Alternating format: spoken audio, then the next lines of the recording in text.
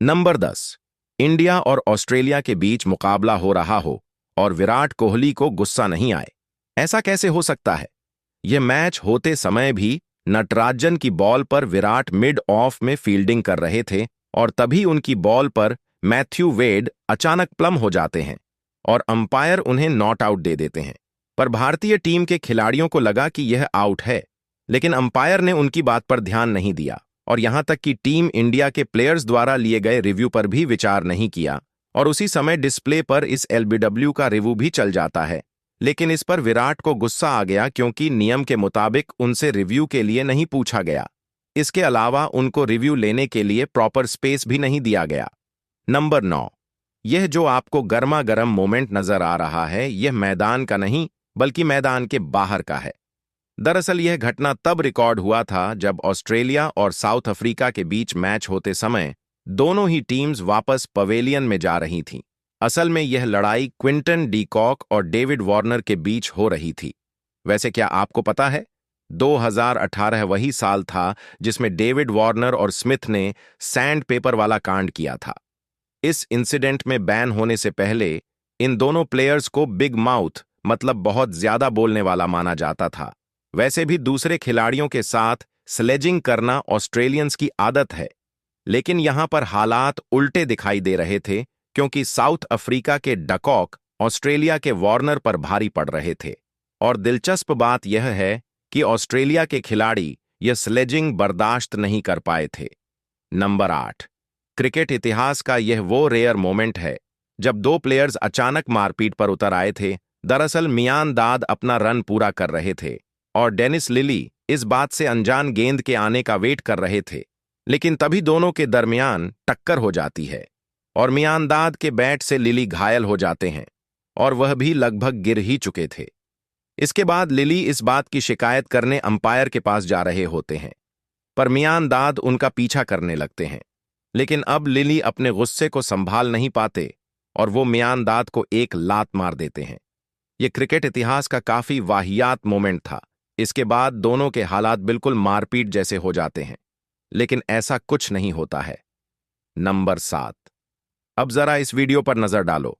यहां David hook कैसे stumps को उखाड़कर चौथे और पांचवें स्टंप की लाइन में लगा रहे हैं। तो सीन ऐसा था कि हुक स्टंप टू स्टंप गेंदबाजी के बेहतरीन बल्लेबाज थे, पर सामने वाली टीम उनको सिर्फ ऑफ स्टंप पर ही बॉल डाल रही थी। हुक ने काफी देर तक यह सहा, फिर तंग होकर स्टंप को उखाड़ा और उसकी लाइन को ही बदल दिया। लेकिन यहां पर अगर कोई अश्विन की तरह गेंदबाज होता तो वह हिट विकेट की अपील कर देता। बैक होट नंबर 6। अगर आप 90 के बच्चे हो तो आप जानते होंगे कि इंजमाम उल हक कितनी बेहतरीन बल्लेबाजी करते थे, पर इंजमाम की सिर्फ एक ही दिक्कत थी कि वो दूसरे प्लेयर्स से थोड़े ज्यादा मोटे थे और उनकी लंबाई के कारण वो और भी ज्यादा मोटे दिखाई देते थे।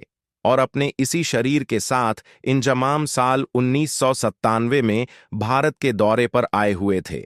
यहां एक मैच में वो स्लिप पर फील्डिंग कर रहे थे और एक फैन लगातार आलू आलू बोलकर उनका मजाक उड़ा रहा था। एंड में इंजामम पाकिस्तान के 12वें मैन से एक बल्ला मंगवाते हैं, लेकिन कोई भी नहीं जानता था कि वह इस बल्ले का क्या करेंगे क्योंकि पाकिस्तान तो उस वक्त फील्डिंग कर रहा था, पर इतने बड़े प्लेयर की मांग थी, इसीलिए बल्ले को लाया गया और जैसे ही बल्ला इंजामम के हाथ में आया वो बाउंड्री को पार करते हुए उस फैन को मारने के लिए दौड़े।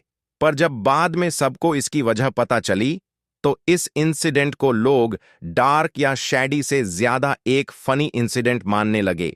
Player in Zama Huck is abused by Indian fans. That is very it's not looking good at Onel.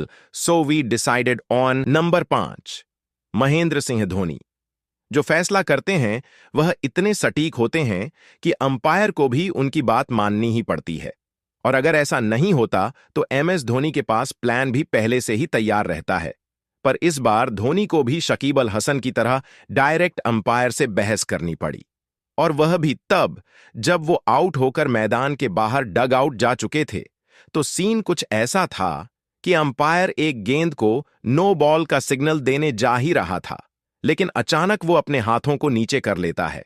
खेल के इंपॉर्टेंट ओवर्स चल रहे थे और धोनी को अंपायर की यह हरकत बिल्कुल भी अच्छी नहीं लगती।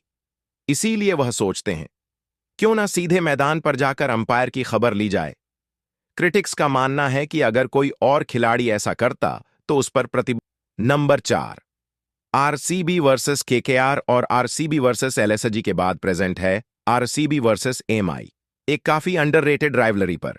यह मैच होने के बाद सब कुछ चेंज हो गया और सचमुच फैन वॉर शुरू होने लगा। असल में यह मैच आईपीएल 2014 के सबसे महत्वपूर्ण मैचों में से एक था। मुंबई इंडियन पहले बल्लेबाजी कर रही थी और रोहित पोलार्ड की जोड़ी टीम को बड़े स्कोर की ओर लेकर जा रही थी। तभी 17वें ओवर के लिए स्टार्क बॉलिंग करने आते हैं। रनअप पूरा होने के तुरंत पहले पोलार्ड क्रीज से हट जाते हैं। इस पर स्टार्क पोलार्ड को बहुत ज्यादा सुनाते हैं, लेकिन पोलार्ड गुस्सा होकर अपना बैट स्टार्क के ऊपर फेंक देते हैं। वो तो अच्छा हुआ कि बैट पोलार्ड के हाथों में फंसा रह जाता है, वरना स्टार्क घायल हो जाते और पोलार्ड को जेल की हवा खानी पड़ सकती थी। इसके बाद मैच में इतनी गर्मागर्मी हो गई कि आज भी आरसीबी वर्सेस एमआई के मुकाबले को इसी आइकॉनिक टकराव के कारण याद किया जाता है।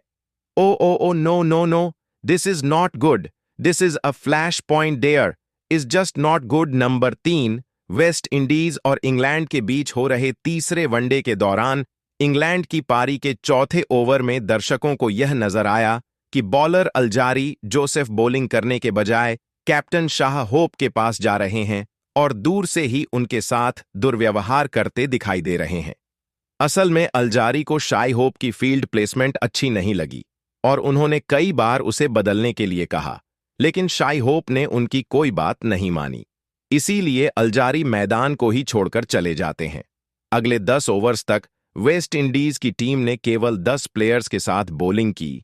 इसके बाद 15वें ओवर के दौरान अल्जारी मैदान पर वापस आते हैं, लेकिन उनके बर्ताव में कोई बदलाव। नंबर 2, यह सीन है क्रिकेट के सबसे खतरनाक राइवल टीम्स में से एक के मैच की, और साउथ अफ्रीका या इंग्लैंड और ऑस्ट्रेलिया की नहीं, बल्कि पाकिस्तान और बांग्लादेश की बात कर रहा हूं। और इस राइवलरी की आग भड़काने वाला इंसान कोई और नहीं बल्कि अपने शकीब अल हसन ही है। बॉलिंग के समय रनअप ब्रेक के दौरान उन्होंने बॉल को बैट्समैन की ओर मार दिया था, जो कि बाद में पाकिस्तान की टीम ने भी रिपीट किया। हालांकि दुर्भाग्य से इस बार बॉल ने बैट्समैन को घायल ही कर दिया। Was that number 1। जब भारतीय क्रिकेट के 2 सबसे विस्फोटक इंसान की टक्कर होती है तब क्या होता है, चलो आपको दिखाता हूं। मौका था आरसीबी और केकेआर के एक मैच का। साल 2013 के इस आईपीएल मैच में केकेआर ने 158 रन बनाए थे और आरसीबी इसे 168 रन बनाने के बाद जीत गया था। छस करते हुए 75 रन पर ही कोहली का विकेट गंवा देती है। कोहली उस वक्त काफी घातक दिख रहे थे और आउट होने की वजह से वो बहुत निराश भी थे, पर उन्होंने देखा कि केकेआर कुछ ज्यादा ही जश्न मना रही है। इसी जश्न से परेशान होकर वो जश्न मनाते हुए प्लेयर्स की दिशा में अब्यूज कर देते हैं। इसके बाद गौतम गंभीर भी उधर से जवाब देना शुरू कर देते हैं और थोड़ी ही देर में दोनों की बहस काफी आगे बढ़ जाती है। वो तो अच्छा हुआ रजत भाटिया दोनों को रोक लेते हैं, वरना यह बात और भी ज्यादा आगे जा सकती थी। लेकिन इस लड़ाई का अंत यहां पर नहीं होता है। साल 2013 में हुई लड़ाई के बाद भी गौतम और कोहली कई बार एक दूसरे के साथ नजर आए, पर साल 2023 के आईपीएल में दोबारा दोनों के बीच गर्मागर्मी बढ़ गई थी। दरअसल आईपीएल 2023 का आखिरी फेज चल रहा होता है और इस मैच को जीतना आरसीबी के लिए बहुत ही जरूरी होता है, लेकिन एलएसजी की टीम आरसीबी द्वारा बनाए गए स्कोर तक पहुंच जाती है। पर उसी समय एलएसजी के नवीन उल हक और कोहली के दरमियान बहस होने लगती है, लेकिन एलएसजी के मेंटोर गंभीर यह बात अपने पर ले लेते हैं और मैच के बाद शेक हैंड्स करते वक्त एक बार फिर से दोनों एक दूसरे पर टूट पड़ते हैं, पर आखिर में घायल के एल राहुल काफी कोशिश के बाद इन्हें रोक लेते हैं।